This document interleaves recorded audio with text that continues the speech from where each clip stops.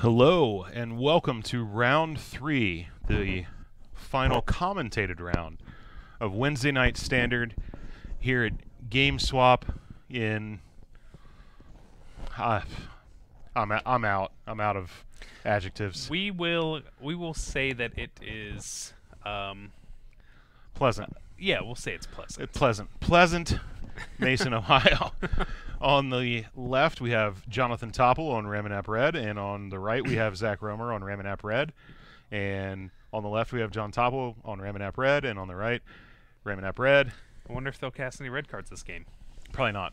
So, yeah. So we were talking about whether or not we were going to put this one on camera, since it's a red mirror match. Yes. And I think the consensus was game 1, probably a die roll. Or the amount of Hazards. Yeah, for sure. However, the sideboarded games, there should be a lot of play, a lot of ducking and diving and dodging and dipping and ducking. It's and dodging. Probably the most skill-intensive mono red mirror there is, that there has been in standard in recent years. So we'll say that. Okay. I'm thinking back to Zendikar mono red with I wasn't around for that one. Goblin Guide. I was still on a break. Very much so a die roll. I'm thinking back to was that like Goblin Guide played a Geopede, that sort of thing? Yeah. Yeah, well, I mean, you were never even in the market to block in that format, exactly. from what I understand. And then I'm thinking back to even after that Shrine of Burning Rage mono red. Again, die roll. Yeah. Sounds like it. So with this one, these mono red decks aren't as fast. They have a lot more late game inevitability. There was Rabblemaster Red. There was Rabblemaster Red with Stoke the Flames and things of that nature. Yeah. But again, who cast the first Rabblemaster? Okay. Okay. Yeah, and I mean, hopefully we'll get more of a game than whoever cast the first Hazaret. Yeah. For this game 1. Both players have taken a mulligan, and both players are looking at hands that are less than impressive. Yeah, they they both seem to be lacking threats, right? And they have mainly burn and lands. Yeah, Jonathan Tople's hand has 1 red source, 3 colorless lands, a shock, and a Chandra. Yeah. And Zach's hand has a mountain, a Sunscorched Ruins, and a Crasher, double shock, and I couldn't see the last card.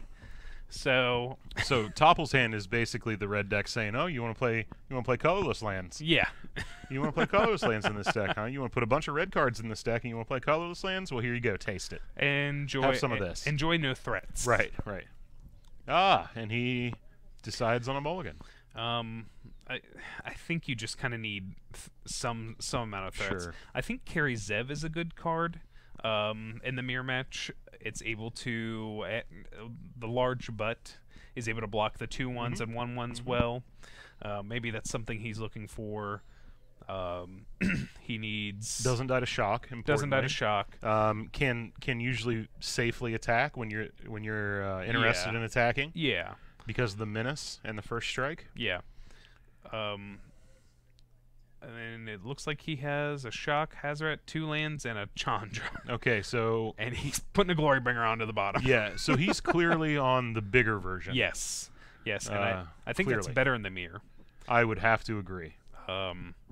So really, all he needs to draw are some lands, and he's looking pretty Golden Girls in this game. So is he looking like Betty White Golden Girls or Blanche? I'm thinking Blanche. Blanche, yeah. Yeah, we're going with Blanche. Blanche was a player, wasn't she? She was. Yeah. Yeah, she was a lady about town.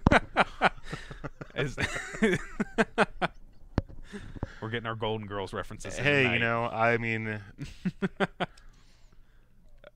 I've watched some Golden Girls. I'll admit it. I have too. Know? I absolutely have. I mean, obviously, you knew what I was talking about when I referenced Blanche. But really, the mother in that show was just hilarious. The best part. Yeah. Yes. Yeah. I would have to agree. Tople hitting his first 3 land drops. He's got a shock. He's got a Soul Scar Mage, also another good threat in this match. He draws that 4th land. He's He's off to the races. exactly. Still has another shock, right? So, And it looks like Zach has a Hazoret and double shock in his hand, and he doesn't want to play that Hazoret because he doesn't want to have it die to burn spells with the Soul Scar Mage. Yep. Okay. And Tople is shocking in response to keep his Soul Scar Mage alive. Just a shocking sequence of events. Yes. There. That Soul Scar Mage should be dead, by the way. He did in response to the Prowess trigger. Kept it alive. Oh, yeah, I know. I was just checking to make sure you knew that. Hits his 4th land, casts Hazoret. Looks like it's his game to lose at this point. And yay, the mirror match is so much fun. Yep. Yep. Well, I mean, here he is on a mold of 5. 5. Yeah. Yep. The one of the most interesting aspects of this deck to me is the fact that Hazoret gets actively better when you mulligan. And, right? And here he is casting a Chandra. And Zach scoops. Yep, he's had enough. Yep. And who can blame him? All right. So cast while the Hazoret on curve. yeah. So while the players sideboard, we should talk about some spoilers, but we should also talk about the fact that a couple weeks ago you traveled down to the cradle of country music, Yes. Nashville, Tennessee, Yes. and destroyed all comers, or most of them, Yeah. and qualified for the Pro Tour. Absolutely. So we're going to be going to Pro Tour Ixalan. Yes. Your mic is dead. Is it? Yeah, it's usually this switch. Oh, okay. There we go. Gotcha. Yeah. All right, yeah. there we go. Yeah, so you're going to be going to Pro Tour Ixalan. Yes. First of all, congratulations. Thank you, sir. I want to say that for sure. We've known each other for, a relatively short amount of time, but I have definitely enjoyed our interactions and getting to know you and seeing you become a part of the community here. Absolutely. And it makes all of us better when one of us qualifies for the Pro Tour. Yes. So congratulations on that. Appreciate that. It's great for you. It's great for the community here at GameSwap. Yes. So, anything that I can do to help in the testing process, I've offered that same help to Bernie. Bernie, Billy, Kaminis. Some of you out there in internet land might be familiar with Billy. Likes to play the rogue decks. Yes, he does. Likes to play the rogue decks, the weird combo brews in Modern, that sort of thing. We'll say that Billy likes his Primeval Titans. And He does. But his you know amulets. what? You know what? Billy correctly pegged eggs as absolutely ridiculous. Won an old school PTQ, the one that he has won to qualify for the Pro Tour that he's played in. Yes. With eggs, when hardly anybody else on the planet was playing the deck. Yeah. At that tournament, that very tournament, his one match loss Was to the mirror? was to Amulet Bloom.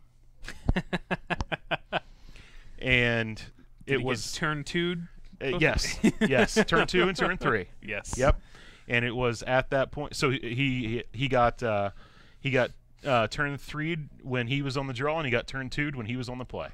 Wow. Yeah, and it was never even in it. And it was at that point that he got on the train for Amulet Bloom. When I think the only other person on the planet playing that deck at the time was the guy that beat him. So yeah, definitely somebody who can recognize a good busted combo deck before a lot of other people. He does tend to enjoy those, Right. and he will be the first to hop on those trains. Absolutely. Yeah, Bernie has qualified a couple of times. Yes. He was qualified for that same one that Billy was qualified for, as Yes. well as one James Grundell, known affectionately in the community as Lopey. Yeah.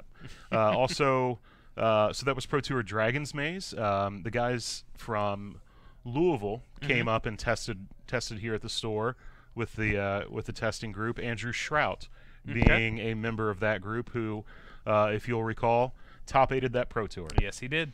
And one of my proudest accomplishments as a Magic player was the fact that on that Saturday when we sat down and tested, the other guys were testing draft, and I sat with Andrew for a good 6 solid 8 hours maybe, Mhm. and tested constructed. Yep. And the plans, the conclusions, the card choices, all of the things that I saw playing out for him successfully at the Pro Tour as I was watching the stream were things that I knew that we had learned together and discovered together during that testing. And it was really, really, really cool to watch. Andrew, a very good player. I've played him in SCGs before. Oh yeah, yeah. Very good player. Very good player and a good human being. Yes, very nice. Yeah, very nice. Yeah, so I really like testing, helping people that qualify. Yes. Test for their events, and up next is your turn to qualify. Yeah. So November.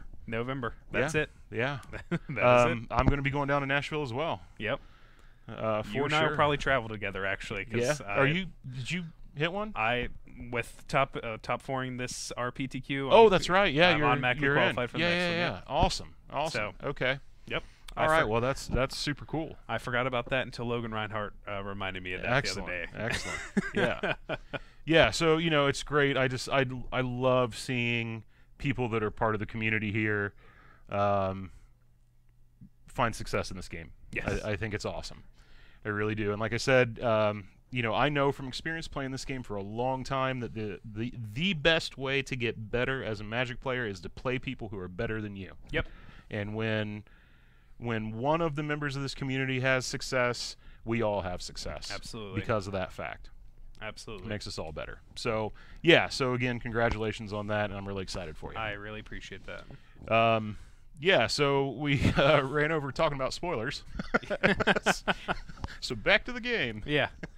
Well, it looks like the game is exactly where I would expect it to be. Yeah, so the person that cast Hazoret first is in good shape. Yeah. Yeah. Looks like Zach has 3 cards in his hand. One of them is a land, one of them is a shock, and one of them is a Glory Bringer. So... and unless he wants to just cast that Glory Bringer next turn and remain with 2 cards in his hand, that Hazoret's not going to become active, but there is a world where I guess he wants to play a land, shock, and then pitch a card and get in there with Hazoret next turn. Yeah, that could... his draw would have to be another land, though, because I don't know that we want to give up that Glory Bringer. No. Yeah. Unless so he if just draws another Glory Bringer. Yeah, well, there there's we go. a land. Yep, that makes things pretty easy. Yeah. Now... Tople has played Pianalar, and he also has a Bomat Courier. 3 cards in hand. Zach's probably deciding right now if he wants to cast that Glory Bringer and exert it. He's at 12, though. If he does that, I'm assuming he kills that on-crop Crasher. Yeah. And he won't swing the 1/1. Let's see. What would he be worried about here? Tople drawing his own Hazoret. Well, Tople does have 3 cards in hand. Yeah. So it's Okay. not, it won't be active really fast. Oh, he does have his own Hazoret already. He does, and Yeah. he has a Chandra as well. Right.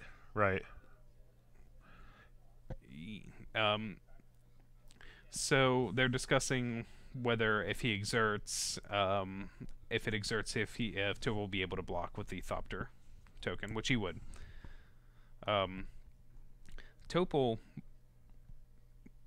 having an answer to the Glory Bringer, but not having an answer to the Hazoret yet. The Chandra, the answers. Yes. Yep, to the Glory Bringer. Yeah. And the problem with that is the more spells he draws, the worse his Hazoret becomes. Indeed. So he really needs to try to draw some amount of lands. And with that second Pianalar in his hand, kind of getting punished for bringing that card in. And I do have to say, I read an article last week. I can't remember the author. I can't remember the website, but it was about Ramunap Red and its place in the format and everything. And I do recall the author asserting that Pianalar is not the card that you want in this matchup, in the mirror match, and that was that was originally why the card was put in the 75 was for the mirror match, and it's actually not that good, and we're seeing it here. Yeah, and it would make sense why you would think it would be good. Right. It's a 2-for-1. You get Right. 2 bodies. Right. It's something good late game as well. You can sacrifice meaningless Beaumont couriers Yep.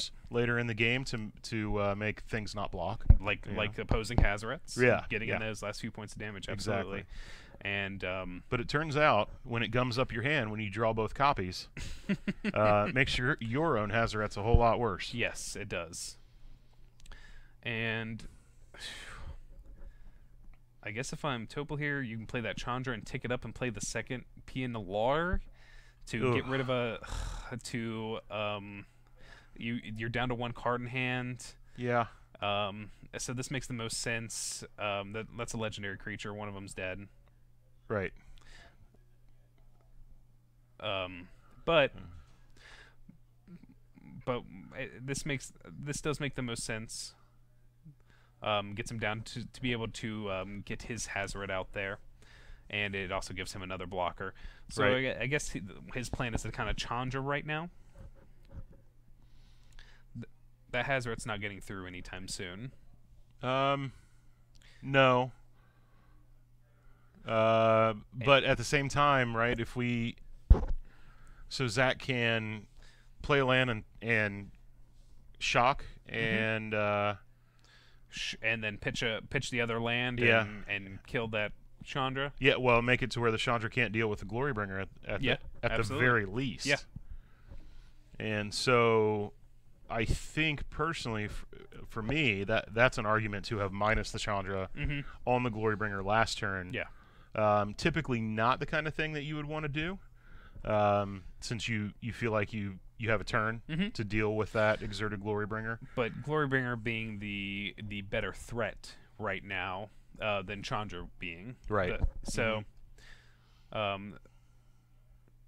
But you know, and with the Hazaret already on the table, Yeah. with the Ramunap Ruins on the table, Yep. and your opponent with cards in hand, I think it's a pretty safe assumption in this matchup to think that Chandra is not long for this world, No. or at the very least will not be in a position to -3 on the next turn. Yeah. And so Zach correctly putting that Chandra down. He's gonna finish her off with that shock. Yep. And most likely he's gonna swing 5. Yep. And Zach's position here is real good. yes. I mean, Yeah. he's got the Hazaret. He's got the Glorybringer coming off exert next turn. So I think. So let's see. So we go to. I think you want to take this hit. I think you need Yeah, to go that's down what I to was. 8 Yep, that's what I was just thinking. and see. We've got our own Hazaret now, Mhm. and we might be able to race. Maybe. Maybe. Or just block. So here We right could just now- block. So you're gonna if you play your Hazaret, you're gonna put Zach down to 6. Okay. On the swing back, Zach can deal you 9. No, you can't do Which would that have been lethal. because I did finish you Right. off with double. Well, no. So deal you 9. I guess the only thing would be him pitching a card and then shocking or having another burn spell. Well, so Jonathan drew Glorybringer here. Yeah. Which Importantly, cannot exert. kill other dragons. Yeah. I think I learned that the hard way. I think so too. I think you and I may have been playing when that happened. When I learned that lesson. Yes. Yeah. You were kind enough to point out to me that didn't work. Yes. Glorybringer can only exert to target a non-dragon creature. Yes. Yeah. And with Hazaret being indestructible, Yeah, there's no. Okay, so so actually, does this put Jonathan dead? it might put him ahead. He didn't take the hit. He still is legitimately at 13. He is at 13, so he has a Yeah. sun scorched. He has a sun scorched. That'll put him down to 12. If he exerts 9, he'll be at 4. And Zach just drew an incendiary flow, so that actually does kill him, right? Takes him to 12. Going to get hit for 9. Oh, he played the land. 9, 12. And incendiary flow your face. Yep. That should be game. Yep. Provided he chooses to exert here. Yes, absolutely. And he's got to make the correct choice.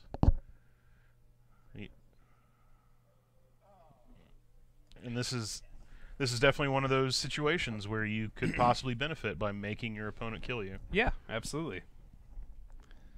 And Zach just has to see that, he's got incendiary flow. He just exerts and kills that Thopter token, and we're off to game 3.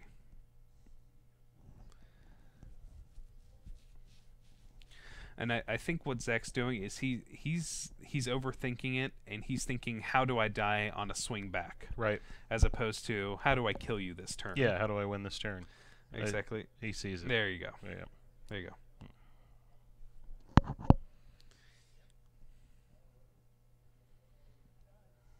All right. Yeah, And Zach, we're off to game 3. Zach casting that sorcery mid-combat there. Yes. Yes.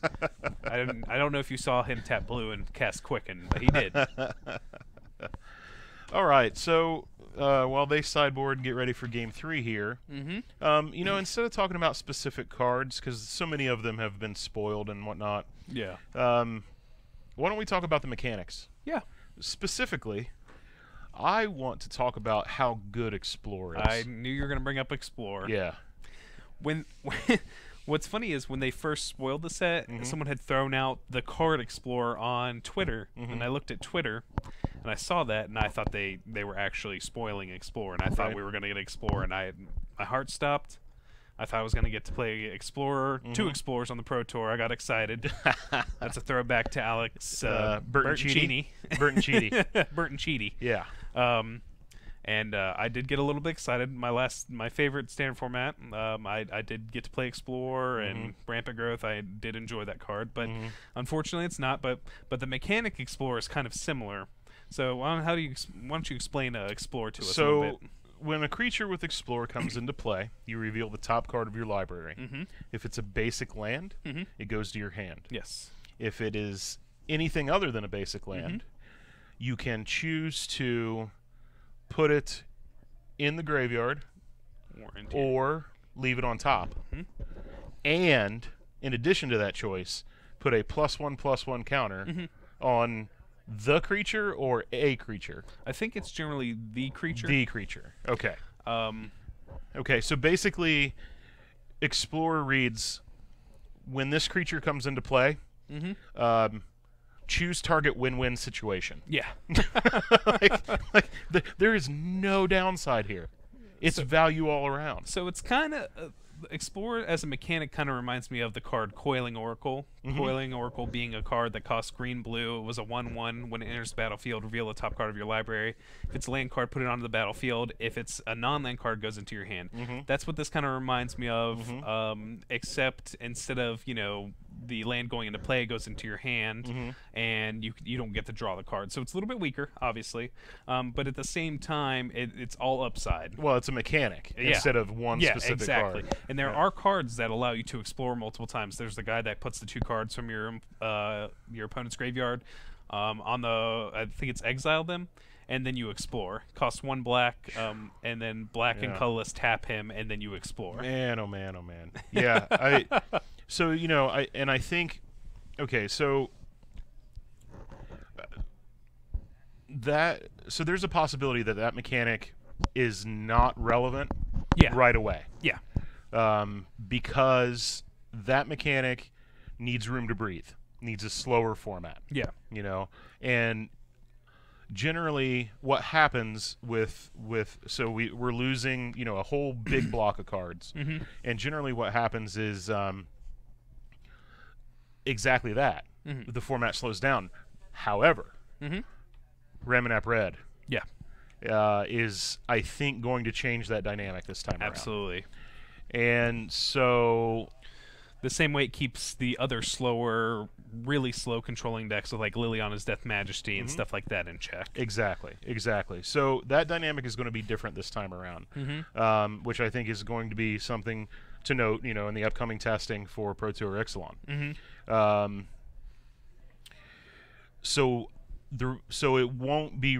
I think there's a good chance that it won't be relevant right away. But then what happens is, so the traditional arc has been, as more cards are released into the standard card pool, the format speeds up. Yeah. Because efficiency increases. Yeah. And then towards the tail end of the format, before the release of the next set, the format slows down. Yeah. Pulls back. Things coalesce toward the middle. Yes. And that's when mid-range decks take over. And this is that kind of mechanic. Yes. That really won't shine Yes. until we find ourselves in that kind of situation. Two weird things upcoming with this rotation that's different. Two large sets are rotating out. So Oath of the Gatewatch, obviously, as well as Shadows over Innistrad. Both those blocks are rotating out, which is much different than what's normal. Right. Another big thing to note with this upcoming Pro Tour as well, Worlds is actually before it. So the standard format's going to be out, and it's going to be a known format going into the Pro Tour. That's interesting. Yeah, I hadn't really thought about that. Certainly the incentive at Worlds is high enough to where these guys will not hold back technology. Yeah, they will not. Worlds being more important than the Pro Tour. Right. But that's not too different than what's been going on in the ways that SCG and Magic Online results have been informing Pro Tour testing as well. Except this time the pros will have 2 chances to solve the format instead of just the 1. Yes. So they're going to set the pace with Worlds, and then they're going to attack their own metagame at the Pro Tour. But that said, right, I think for people like you who aren't on one of the super teams, I think that's going to make things easier. Yeah. Well, right. Yeah, just don't forget all of us back here in Little Mason, Ohio, right? Yeah, I knew that guy, before he was on Genesis. A conceited butthead. So so I think that will make it easier, for people testing with non-pro teams. Yeah, absolutely. Absolutely. Huge. So really, I think the question is going to be not necessarily what deck do you want to be on, but what level do you want to be on? Because the levels will be so well established this time around. Yes, very much so. It's very weird that it's going to this. It's beneficial. We'll say that at the very least. And it looks as if Tople has gone down to 5 again. And this time he does not have Hazoret, and he does not have the luxury of multiple lands. Yet. He does not have it yet. He kept a hand with 1 land, Bomat Courier, a Braid, P&Lar. And he drew another colorless source. Yeah, still doesn't tap for red mana. No, it does not. Yeah, he's just getting the max punish. Yep. And Zach forgot to flip his Village Messenger again. Yep. But, I mean, with a full grip of cards and one of the better cards that we were discussing earlier in the mirror, Carry Zev, this game may be over quick unless Tople, draws a, red source. I mean, Zach currently only with Ruins as his red source. Yes, so he is going to be taking damage off of that. Right. And, I mean, as it stands, he's ahead on board, but he's behind in the race. Yes. So little loosey-goosey takesy backsies there. Oh, and there's a red source. With the flip. And Tople does have the P&Lar in his hand. Indeed he does. But he's going to correctly take out that Carry Zev blocker. Get another card on the Bomat Courier.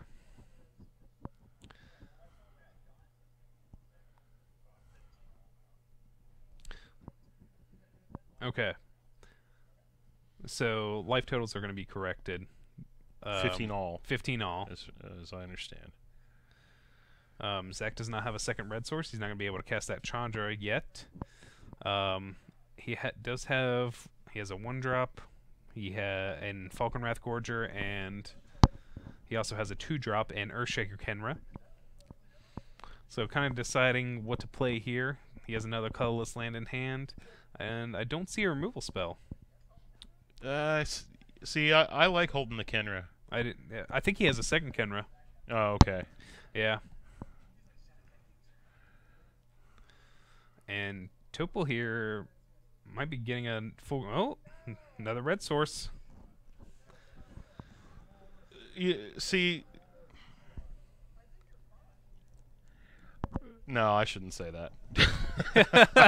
I just should not say that. I think Zach lamenting his opponent's luck. His opponent who hit mulliganed to what? Five. Yeah. Yeah. Lamenting his luck. Lamenting his luck. Yeah. When he mulligans to 5. Yeah. And a deck that, I mean, plays mountains. Yeah. It plays all these cards.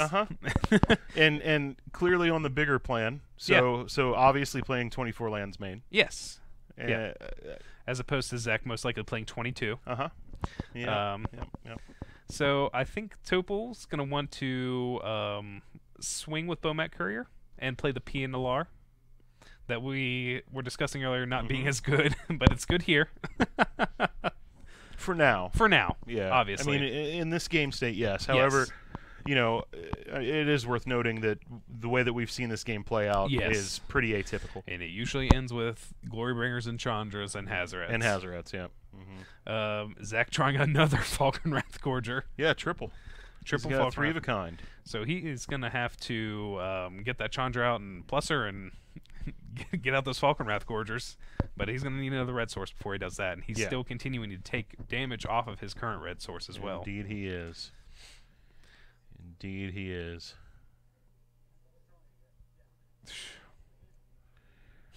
Still just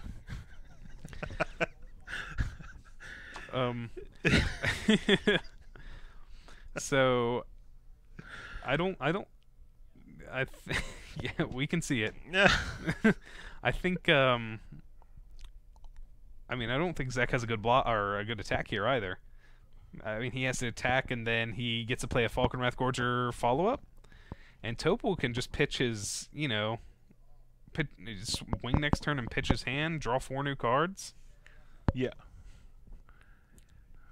Yeah, something like that. I'm tilted right now. I can't imagine what it's like to be John. Yes. I know John. He's pretty good-natured. He's just probably ignoring this. Yeah, probably. And if he was me, he's probably laughing it up. Because it is what it is. Indeed. You know, we're not playing chess here. Yeah, we're playing nerd cards. Yeah. Yeah. Here comes another mountain, by the way. Nope, Sunscorched Desert.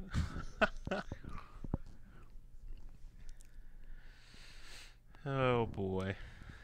I mean, well, you know, I mean, the thing is, right, is that the cool thing about what's happening right now is that, I mean, we're seeing one of those real tight red mirror games. You know what I mean? Like, because of the dynamic of the lands and the draws and everything, like there's a lot of decision making going on here. You know, there's a lot of choices about attacking and blocking. You know, combat is very much the focal point of the game right now. And every minute point of damage, even the smallest one from the Ramunap ruins, matters. Exactly. So, and now you're seeing what happens when your one red source is the Ramunap ruins. Yeah. I mean, Zach's dealt himself how many points of damage this game? 4 or 5 just from his land? Yeah, easily. So, yeah, I think I feel like that as the red deck has developed and we're starting to see things like the inclusion of the Scavenging Grounds main, you know, and that sort of thing, that perhaps the mana base has started to trend toward a little greedy with all these colorless sources. Yeah, absolutely.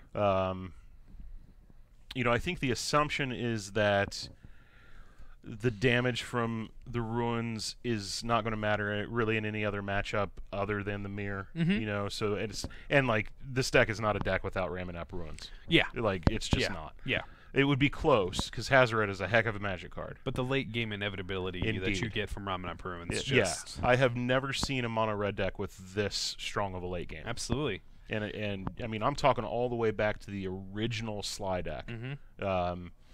which was a piece of work in that and had of like itself. curse scroll Curse and scroll. things of that nature. Yeah, I mean, and that's how good of a card we were having to talk about in order to even be in the same Category. ballpark as what's going on here. Absolutely. With this deck. And it's not just Ramunap Ruins. It's the Earthshaker Kenra. It's the inevitability that you get with Hazoret. And the Sunscorched Deserts. And the Sunscorched their Deserts, interplay. which obviously are synergistic with the Ramunap Ruins. And you get the same thing with a very good Planeswalker with Chandra. Right. All these things remain in Standard. Right. All of these things. Yep. So... Yeah, this deck is going to be very difficult to not be the best choice for one. Worlds. Yeah. Oh, yeah. You know what I mean? Absolutely. Absolutely. Add in Lightning Strike. Right, exactly. I mean, it would take... Because we're losing Blessed Alliance. Yes. Right, in the rotation. Yes. So that, you know, and that's a pretty powerful weapon against a deck like this. Yeah. You know, so I just don't really know what's going to be out there to really fight this deck, because like we know that the Scarab God is too slow. Like the big argument against adding the Scarab God to Temur Energy has been that it makes this matchup worse for Temur Energy. Yep. You know, so I mean, it's really going to take something impressive to come together in the few weeks between the release of Ixalan and Worlds to keep Ramunap Red and Temur Energy from being the two decks that just completely dominate that event. If I believe in anyone, it is Sam Black to come up with the deck to do that, though. Well, what did he play at the Pro Tour? He played Mono Red. Indeed. He played this deck. Indeed. He did. Which that says was something to me. Right. That was a concession to the fact that he just could not find anything. And we're losing more cards than we're gaining. Yeah. You know, and we're gaining a card in Lightning Strike that is going to just slot right into this deck. Yeah. And now that is not to say that there's not going to be some sort of green base mid-range deck. I've always seen green base mid-range decks to be the ones to beat these types of decks. Well, yes. So Lightning Strike could, like, say there's a green red base deck, mid-range deck that slides right into, where Lightning Strike also slides right into. Right. And I agree with your logic. However, I think that in the case of Ramunap Red, a green-red mid-range deck is 2 steps bigger, and the reason that Zombies was the deck that could really take it to Ramunap Red is because it was precisely 1 step bigger. You're right. You're absolutely correct. You know, and for you guys out there in internet land that don't know what we're talking about, there is a school of thought, and generally accepted to be the correct one, where the way that you beat a deck that is focused on combat, right, creature combat, is by going precisely 1 step bigger than it in terms of size. Yes. And that has played out repeatedly throughout the years since that became a part of Magic Theory. And we saw it in this format just recently with Zombies versus Red. Yeah. And what we mean by that is we mean a deck that at each turn of the game, when it plays a creature, say the red deck plays a creature, when Zombies would play creature, it would be 1 step larger than that creature. Right. So it would win in combat. So no matter what stage of the game that you're getting to, you are winning in combat. Right. And Zombies was very, very much so a deck that would win each stage of the game. Right. So Tople here is taking a point of damage, and he's going to take 2 points of damage off of this flipped Village Messenger and drawing 3 fresh cards. And I believe there's a land, a mountain, a Soulscar Mage, and I can't see that last card, but it was another spell. And so, yeah, I think that might be the downfall of a green-red mid-range list in this format against Red, is that it's 2 steps bigger. And you very well may be correct. From all the dinosaurs that I've seen so far that I consider standard playable. Yeah.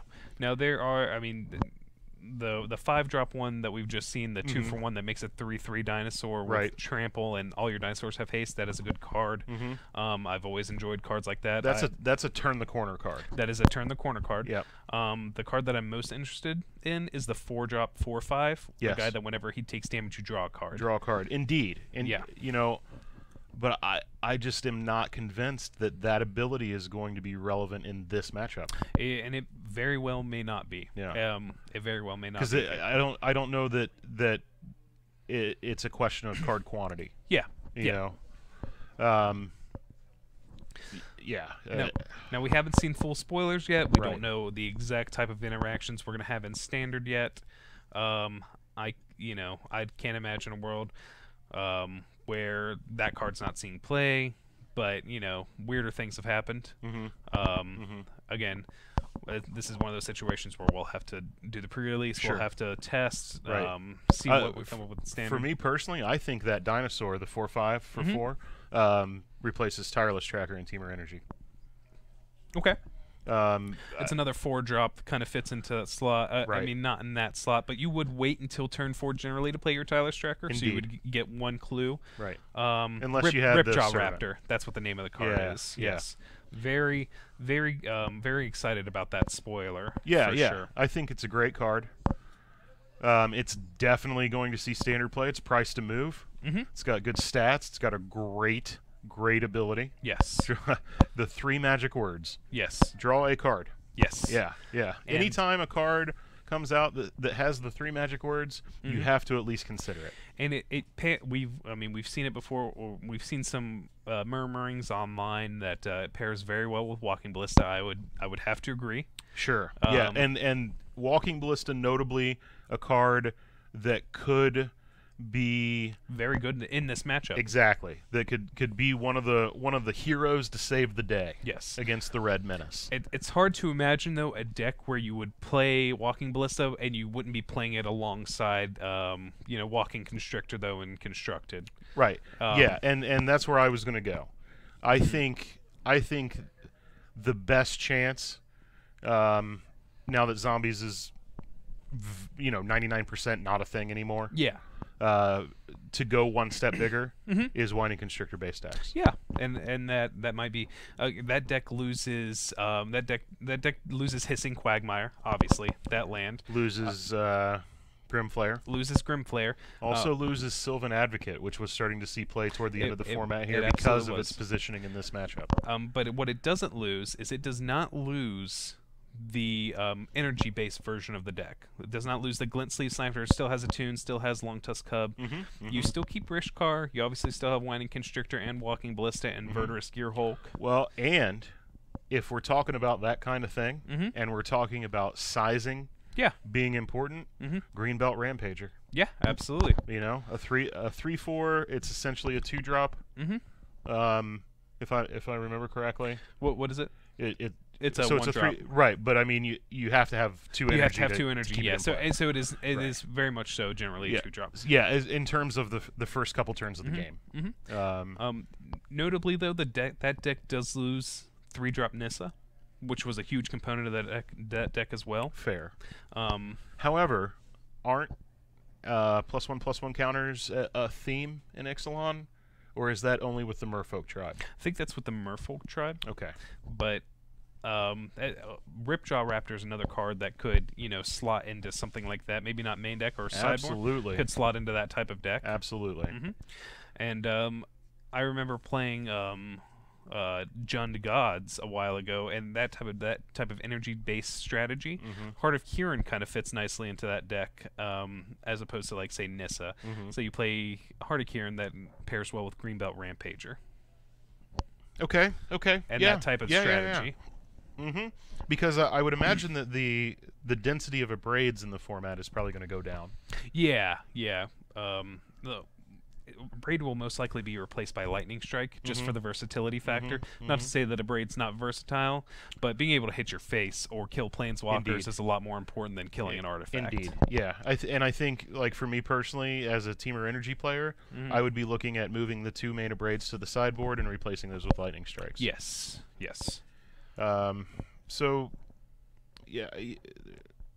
So, there's still the possibility that approach remains relevant should it pick up enough tools to survive the early game. Approach of the Second Sun. Yeah. I mean, it does get opt. It gets opt. It does get opt. Right, and here's the crazy thing, okay? And I know that I might be off the reservation on this one. All right, but hear me out. The dual deck Jace. Okay. 6 mana. Yeah. Slots right in between Fumigate and Approach of the Second Sun. Okay.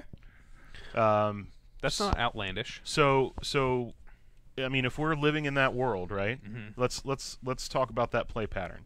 On turn 5, I cast Fumigate. I wipe the board. It's very likely you only play 1 threat. I untap, play my land, cast Jace. Comes in with 5 loyalty plus it. Draw a card. 6 loyalty. Your 1 threat, very unlikely to kill my Jace. Yeah. If it does, Jace is not the win condition of the deck. Exactly. And then I untap, play my land, and play my win condition. Yeah. And gain 7 life on the for that first cast. And then you're more than likely not killing me that next turn. Exactly. So I feel like that it slots in very well in terms of play pattern. Yeah, absolutely. Now, the main issue I see concerning the approach deck is it does lose Blessed Alliance, which is its big removal spell. Yeah. Well, and a card that was starting to see more play. The Glare. Emulating Glare. Emulating Glare, yeah. Yeah, and when I tested the deck, Emulating Glare was an all-star for me personally. All right, so... All right, so John takes the match. We're exploring all of the ways that he could not have taken the match. And that's going to do it for the third and final commentated round of Standard here tonight. There will be a 4th round. Zach might hang out and just talk to you by himself. I don't know. Probably won't be very interesting, though. No. No, I tend to ramble. Yeah, I mean, I'm not saying that as a dig. I would have a hard time by myself, and I've been doing this for you don't see Cedric Phillips talking to himself. No, you don't. He's, in my opinion, the best in the business. So yeah. So there's that. So yeah, that'll do it, folks, for the commentary tonight. Hope you've enjoyed it. Thanks for hanging out. If you have enjoyed it, prove it. Go to YouTube, hit that subscribe button. Hit that follow button right here on Twitch. And if it really floated your boat, go ahead and hit that subscribe button. All proceeds go back into improvement of the stream. This is a not-for-profit venture. Yes. Yeah. So thanks so much for hanging out with us tonight, folks. We appreciate it. And we'll see you next week. Take care. Yeah. Have a good night.